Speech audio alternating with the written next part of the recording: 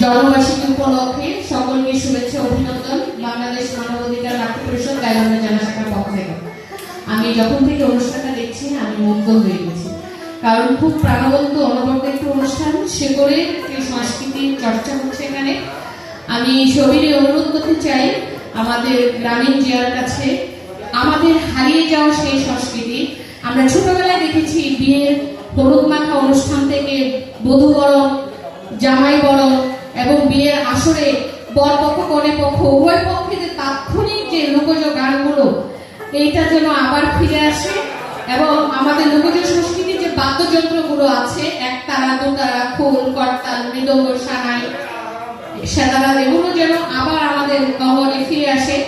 আমরা যেন শিকড়ের সংস্কৃতির চর্চার মধ্য দিয়ে স্বতন্ত্র বাঙালির জাতিসত্তাকে যেন বিশ্ব দরবারে তুলে ধরতে পারি। আমি যখন ভারতের বিভিন্ন জায়গায় ঘুরেছি আমার খুব ভালো লেগেছে। আমরা যে গানগুলো আমাদের ছেলেমেয়েরা শুনে না, অথচ সেখানে সেই বড় বড় শহরে আমাদের মমতাজের গান, আমাদের রংপুরের ভাটিয়ালি ভয়া গান, আমি বিস্মিত হয়ে যাই।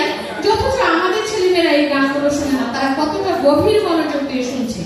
এবং সেই সাথে আমাদের যে আঞ্চলিক ভাষা, আঞ্চলিক বলার বাচনভঙ্গি, আমাদের শব্দগুলো, এগুলো কিন্তু লোকজ সংস্কৃতির মধ্য দিয়ে, লোকগীতির মধ্য দিয়ে আমাদের হাজার বছরের যে শুদ্ধ সংস্কৃতির চর্চা, সেটা একধারে যেভাবে আমাদের ভিত্তি তৈরি করবে, আবার বাংলা ভাষাকে সমৃদ্ধির ক্ষেত্রেও এই লোকজ সংস্কৃতি, লোকজ গান, লোকজ শব্দ, এগুলো কিন্তু অনেক সমৃদ্ধ ভান্ডার বয়ে নিয়ে এসেছে।